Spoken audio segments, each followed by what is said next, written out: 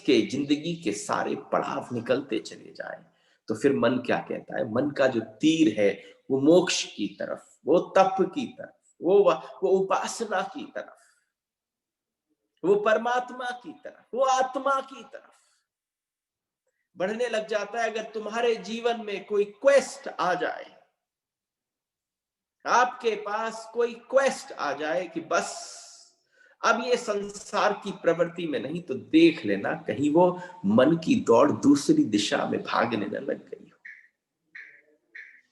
फिर आप उस अवस्था को भी हासिल करने की चेष्टा करते। ये मन के खेल हैं और फिर इनके तीर बनाने शुरू कर देता है। अभी तक वो पूरी भोग विलास के स्थानों पर जाता था, अब उसके सारे भोग विलास के यात्रा बंद हो गई। अब वो तीर्थाटनों पे जाता है, लेकिन वहां पर भी वो भविष्य में जीता है, जाने क्या हो जाएगा। और आप समझना, यहां पर कुछ भविष्य में नहीं घटता, जो घटता है हियर एंड नाउ। क्या बोला था उपनिषद के बारे में कि Upanishad means sitting silently doing nothing. This is not an easy thing to practice. This is such a difficult thing.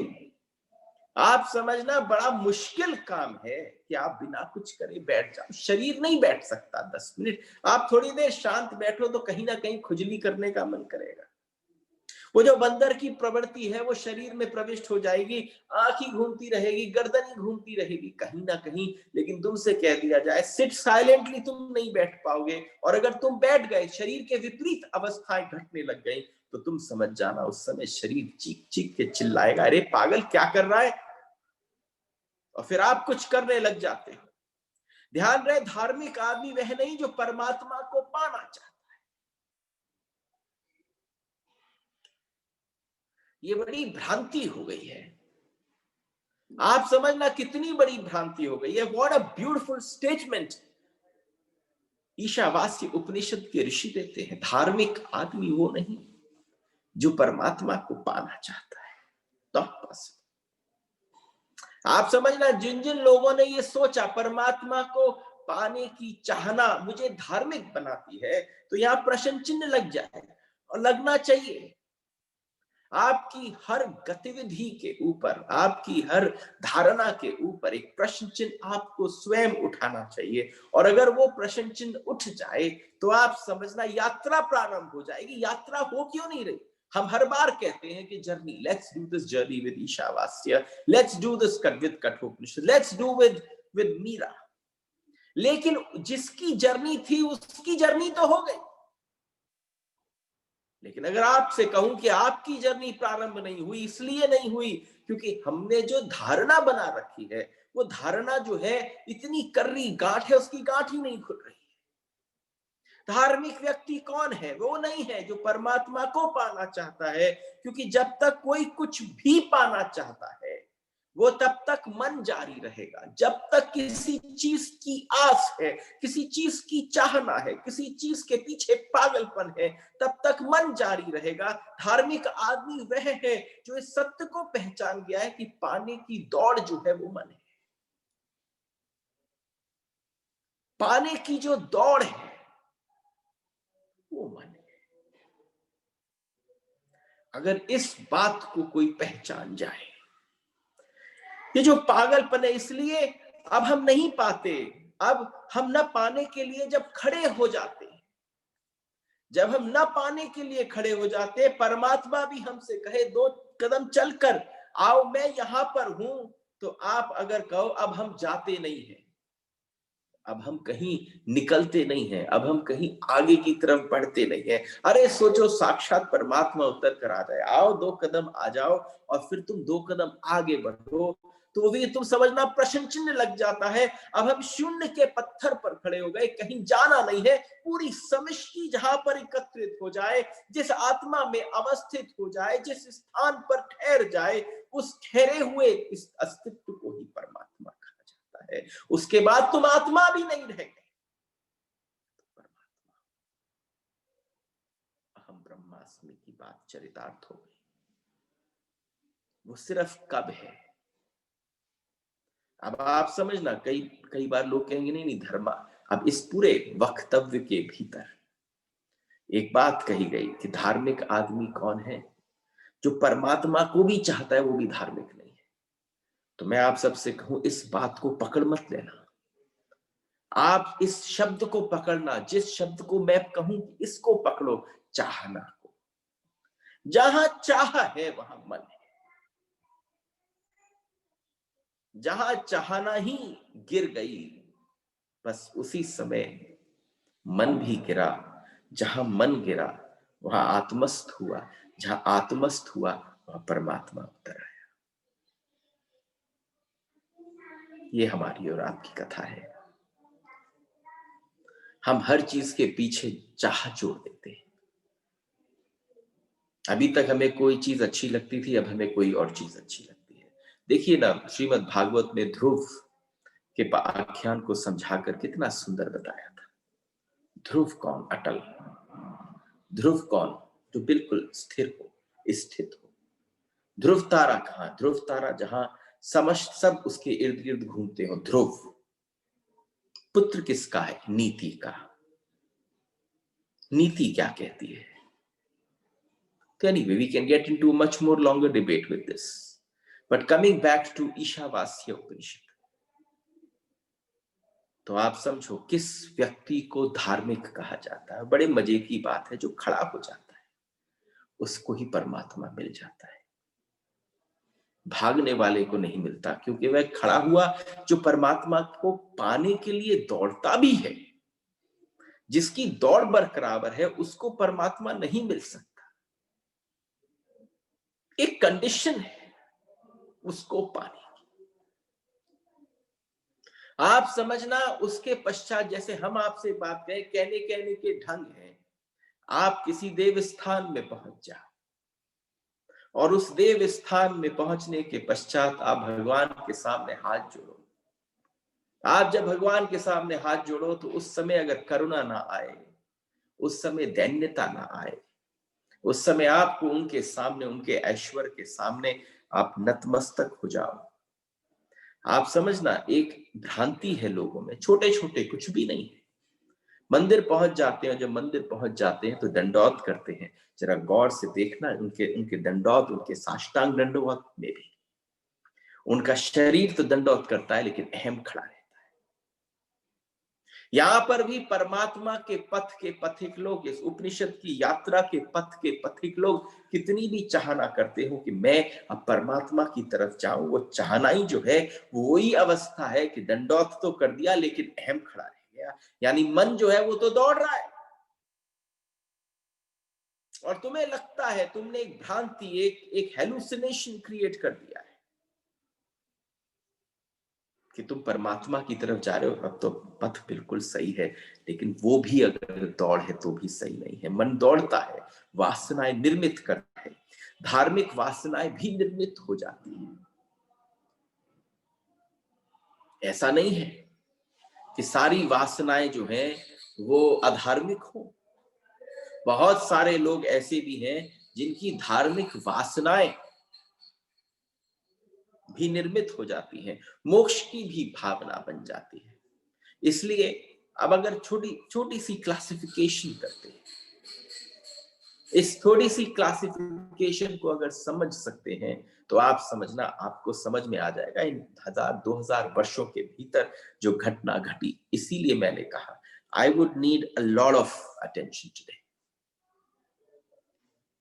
क्योंकि आप समझो, अगर मैं पूरी तरह से इस समय यहां पर हूं तो जितनी भी मेरी मन की दौड़ है एक जगह अवस्थित नहीं हो तब तक एक विषय का प्रतिपादन नहीं हो सकता। और उस प्रतिपादित विषय को किसी में अवस्थित करना हो तो सामने वाले की भी दौड़ रुक जानी चाहिए। रुके नहीं तो समझो कि आपको मैं पकड़ ही ना पाऊं।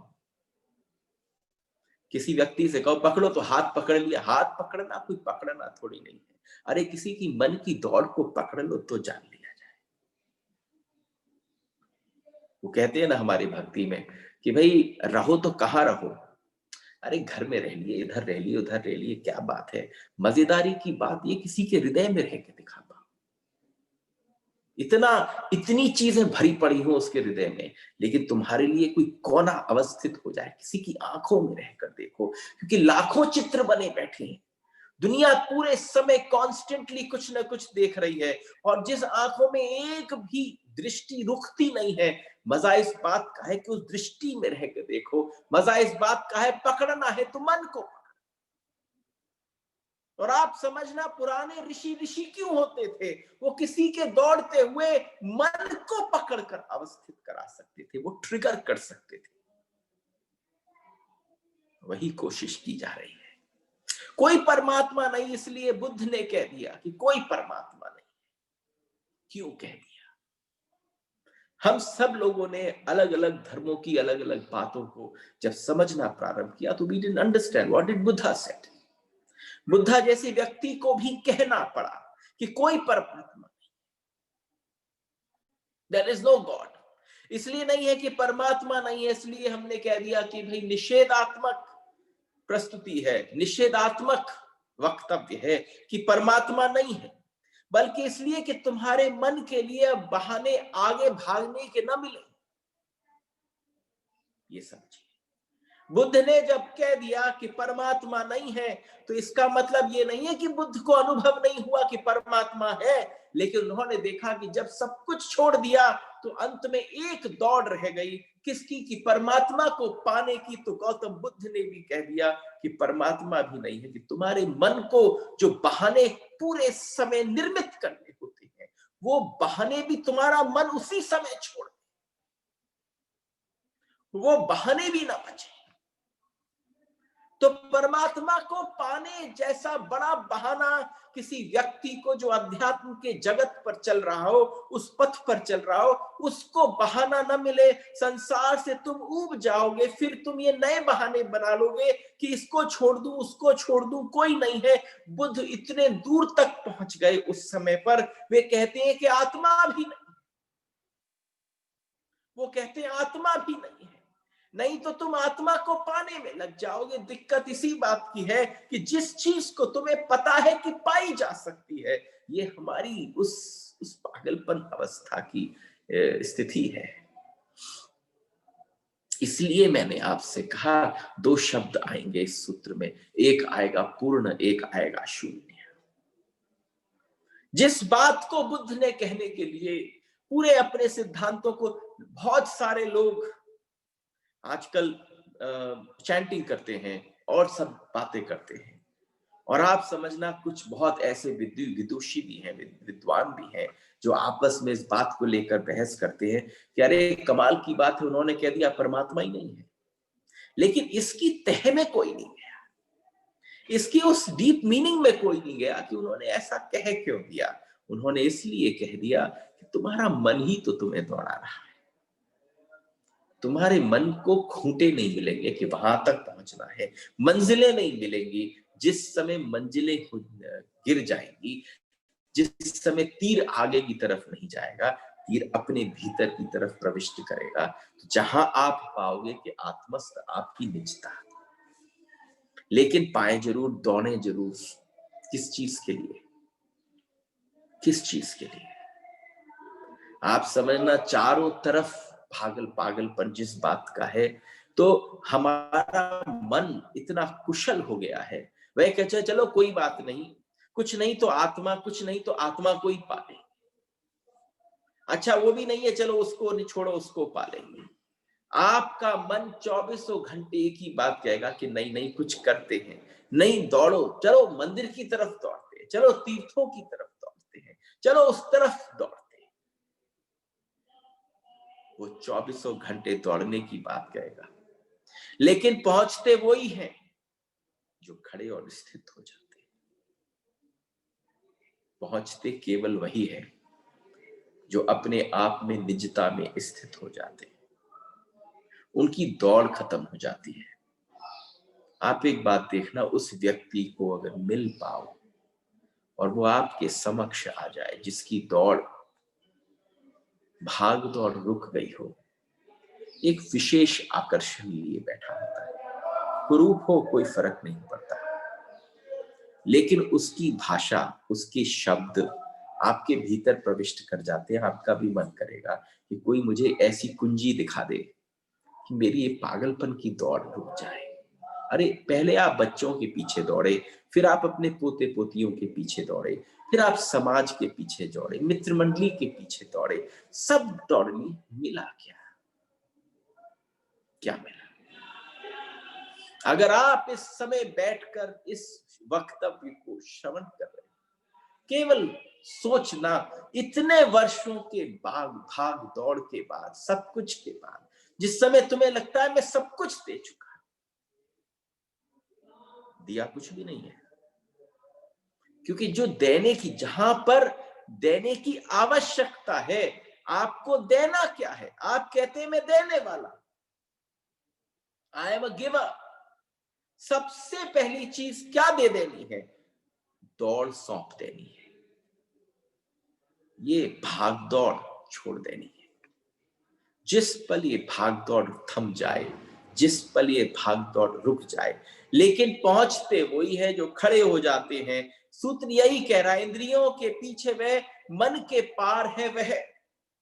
इंद्रियों के पीछे, इंद्रियां आगे देख रही हैं, इंद्रियों के पीछे मन के पार।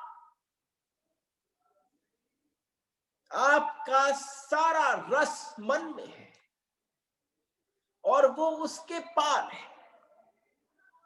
जब वो उसके पार है, इंद्रियां और मन उसे पा न सकेंगे। इंद्रियां और मन जो है वो आपके लिए हैं, उसके लिए नहीं।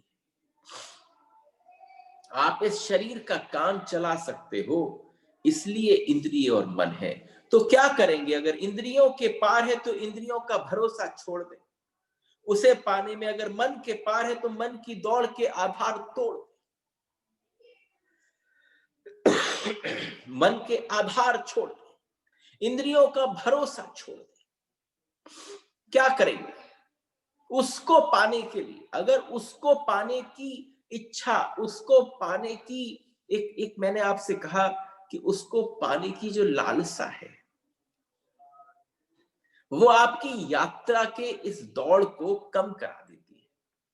वही तो आपसे कहने की चेष्टा हो रही है, और कोई चेष्टा नहीं है। आंख बंद कर लें, अपनी आंख एक बार बंद कर लें, तो असल में एक भरोसा तोड़ने को कह रहा हूं। जिस समय मैंने पहले दिन आपसे कहा कि भाई इंद्रिय उपवास करना पड़ेगा, मुझे लगता है बहुत लोगों को हंसी आई हो,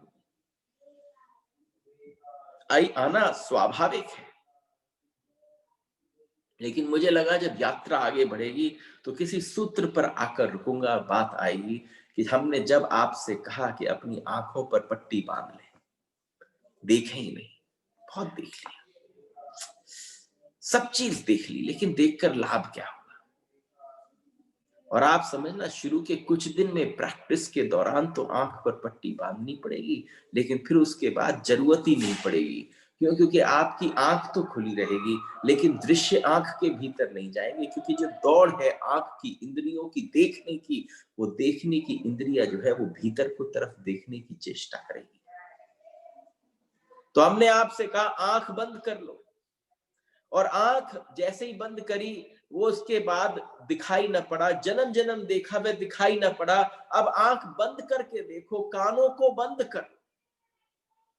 कानों में हमने आपसे कहा रुई ठूस लो, ऊट पटांग स्लोई मत। सारी दिक्कत कहां है? तो वही सुन रहे हो, वह सुनाई नहीं पड़ी। जो सुनने वाली बात थी वो सुनाई न पड़ी, और जो गैर सुनने वाली बातें थी सब सुनाई दिया।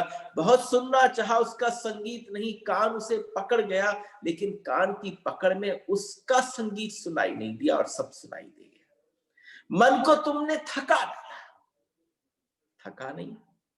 आप जब कहते हो थक गया, तो शरीर थकता है, लेकिन पड़े पड़े भी मन भाग दौड़ कर रहा होता है। तो आप समझना अवस्था क्या है। मजा इस बात का है कि मन को थका डालो। मन कहां थका पाते हो तुम?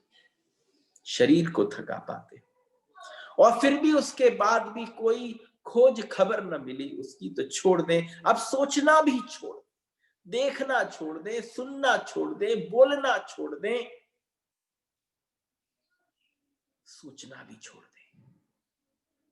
और जहां आप इस शब्द को केवल सुन न रहे हो, आप कहते हो ना ये छोड़ा, और अगर आप दृढ़ प्रतिज्ञ हो, अगर विल पावर बहुत स्ट्रांग है और आपने वास्तव में छोड़ दिया, तो वो अवस्था जो है वो आ गई। शायद इसलिए मिल ही जाता है वहां पर जहां पर सब कुछ अपने आप गिर जाता है, उसके बाद सारी दौड़ शांत हो जाती है। कई बार इंद्रियों को इंद्रियों के सहारे को छोड़ देना पड़ता है, इंद्रियों को और इंद्रियों के सहारों को छोड़ देना पड़ता है, मन को मन की दौड़ को, गति को छोड़ देना पड़ता है। ऐसा जो आत्म तत्व है जो सदा उपलब्ध है हमारे पास, इट इज कॉन्स्टेंटली विद अस,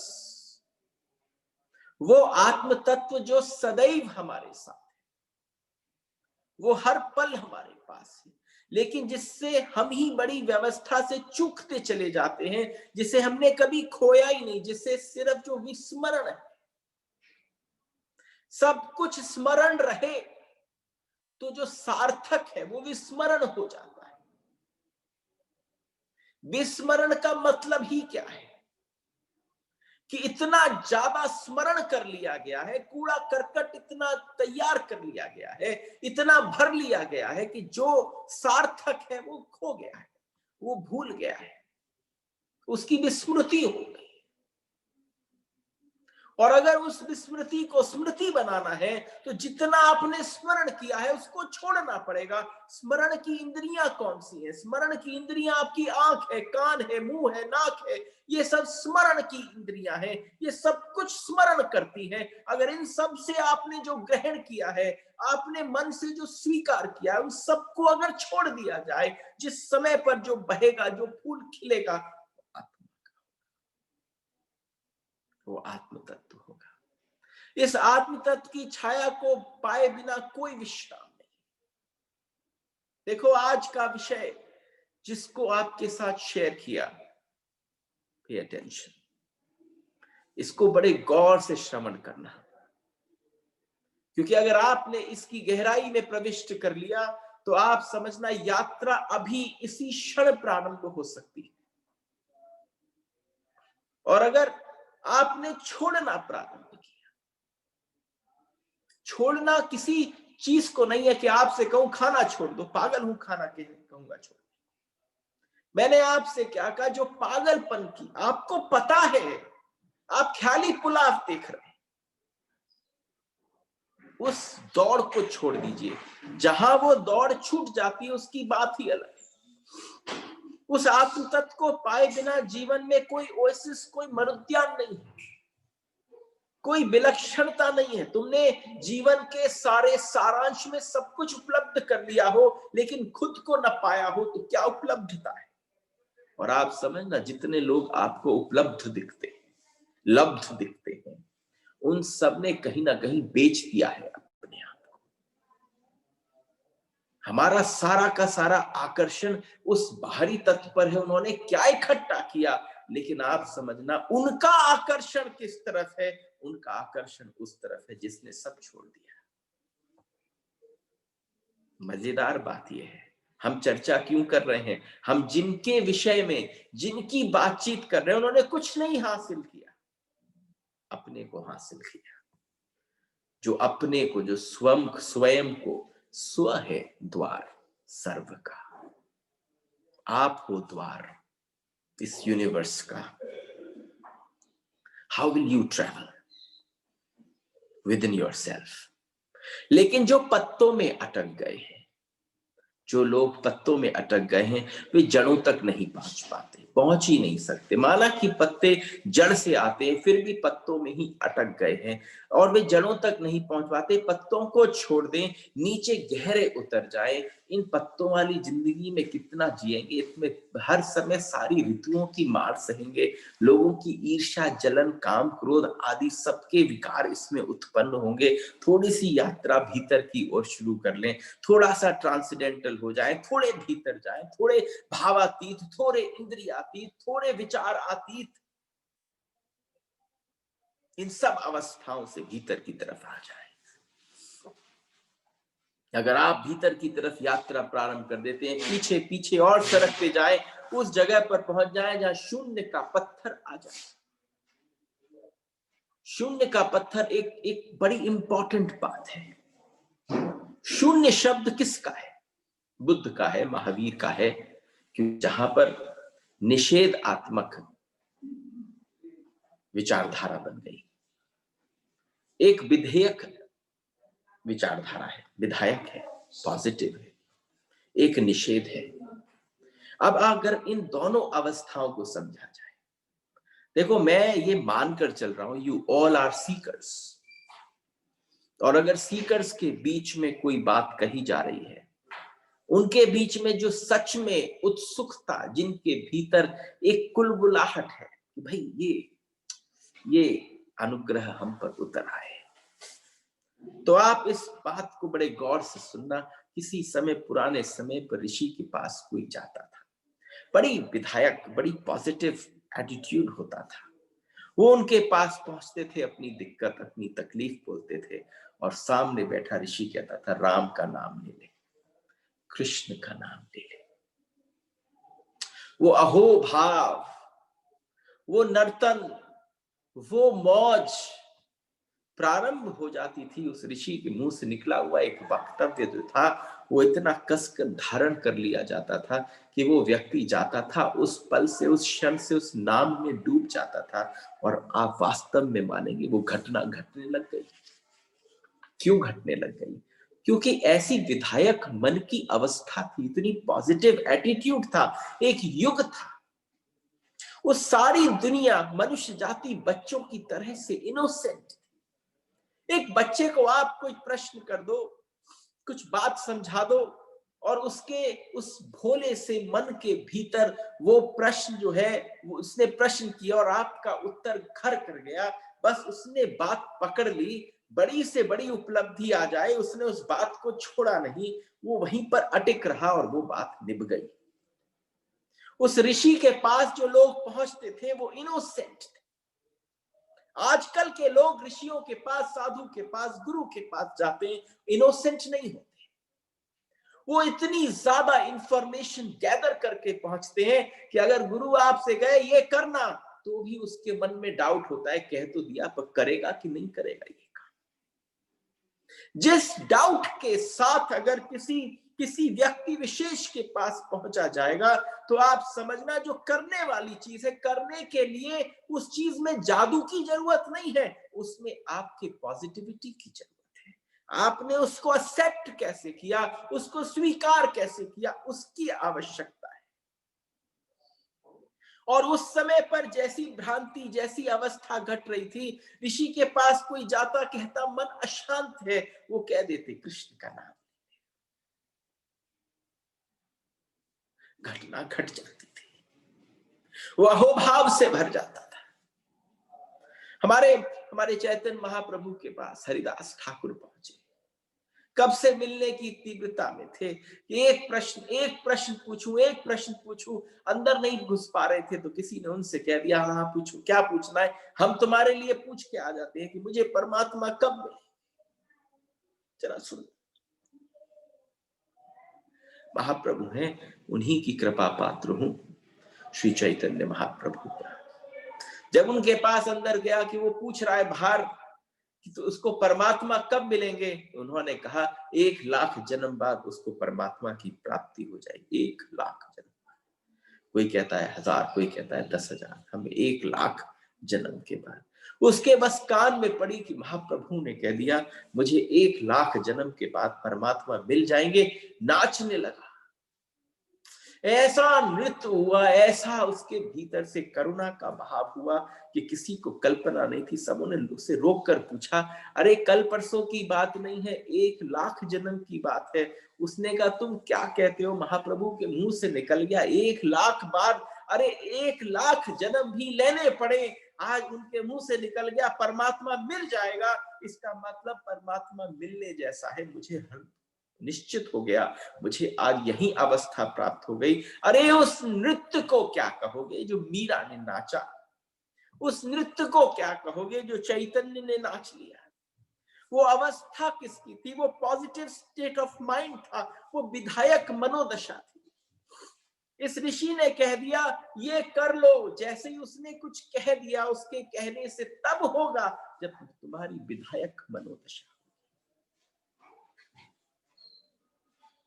पुराने समय इतनी ही अमेजिंग मनोदशा होती थी, बिल्कुल बालक की था। और महावीर और बुद्ध के आते आते समय तक परिवर्तन हो गया मनोदशा। ऋषियों के समय तक जो अवस्था थी पूरी मनुष्यता की, उस समय पृथ्वी पर बिल्कुल बालक जैसी थी। लेकिन जिस समय महावीर और बुद्ध आए, उन दोनों के समय निषेध की भाषा का उपयोग करना पड़ा, निषेधात्मक भाषा का उपयोग करना पड़ा। ये भी नहीं, ये भी नहीं। अंतर क्या पड़ा आप समझ सकते हो कि जब कृष्ण थे और जब बुद्ध और महावीर थे, बुद्ध और महावीर ने त्यागना प्रारंभ किया। आप त्यागेंगे तो आपके पीछे भीड़ चलेगी, क्योंकि बड़ा आसान बात है। आप पगड़ी लगाते थे सब, एक दिन महावीर ने सोचो विचारो कि एक दिन पगड़ी हटा दी, तो पीछे वाले 25-30 लाख लोगों ने पगड़ी हटा दी। उन्होंने एक दिन अपने वस्त्र उतार दिए तो 25 लाख लोगों ने वस्त्र उतार दिए। एक दिन उन्होंने खाना खाना छोड़ दिया, प्रसाद पाना छोड़ दिया, तो जिस दिन प्रसाद पाना छोड़ा उस दिन सबने खाना छोड़ दिया, बोलना छोड़ दिया, तो छोड़ना प्रारंभ किया। लेकिन कौन से कोने तक पहुंच गए, कौन से कगार तक, टिप पर पहुंच गए। अब टिप के सबसे आगे कौन खड़े हैं कि बुद्ध खड़े हैं, सबसे आगे कौन खड़े हैं कि महावीर खड़े हैं। मुड़कर देखते हैं कितना छोड़ा है, लेकिन यहां खड़े होकर छोड़ना क्या है? ये जो आखिरी छलांग है वो कौन सी छलांग है? इस बात की छलांग है कि आप उस छलांग में उतर जाओ कि वो छलांग कहे कि मैंने इतना त्यागा, उस भाव का भी त्याग कर दो।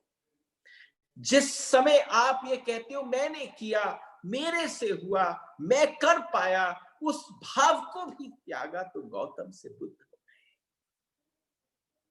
उस भाव को त्यागा तो महावीर बन गए। लेकिन उनके पीछे की श्रृंखला उस भाव को न त्याग पाई कि मैंने त्यागा। वो सब गुरु बन गए, लेकिन फिर भी वो उस भाव को न त्याग पाए। कृष्ण के साथ क्या है? उन्होंने कहा कुछ छोड़ना ही नहीं। तो जो बात महावीर और बुद्ध ने कही, वो यात्रा शून्यता की तरफ, शून्य भी वहीं ले जाता है जहां पूर्ण ले जाता है। कृष्ण के साथ क्या हुआ? कृष्ण जब साथ चलने लगे तो कृष्ण ने कहा ना, पहला ही कदम चला। बुद्ध और महावीर के समय पर जो आखिरी कदम छलांग होता था, इसी समय कृष्ण के साथ पहला ही कदम चला। नहीं नहीं, पीछे नहीं चलना है, संग चलना है। संग चलने के लिए क्या होना है? अभी ही अहम ब्रह्मास्मि है, इसी समय ही सब कुछ तू ही है। पूर्णता का अनुभव अगर तुम्हें हो जाए, ये दोनों अवस्था थी, एक तरफ पूर्ण, एक तरफ शून्य। दोनों मार्ग आपको वहीं ले जाते हैं। और आप समझना, हमारे प्रश्न उठते ही चले जाते हैं, प्रश्न उठते ही चले जाते हैं। कहावत है, जिस उत्तर से प्रश्न उठे। एक सेकंड देखो, हम तो आपको करीब 150 दिनों से यही कहते हैं कि प्रश्न उठने चाहिए। मुझे नहीं मालूम इतनी योग्यता है कि मैं आपके क्लिष्ट प्रश्नों के उत्तर दे पाऊंगा कि नहीं, लेकिन फिर भी मैं आप सबसे एक ही बात कहता हूं कि प्रश्न उठने चाहिए। प्रश्न के उत्तर में जिस उत्तर से प्रश्न उठे, ये हमारी स्टेट ऑफ माइंड बता सकती है। आजकल तो पहले मुर्गी आया कि पहले अंडा आया वाले प्रश्न के चक्कर में फंस गए।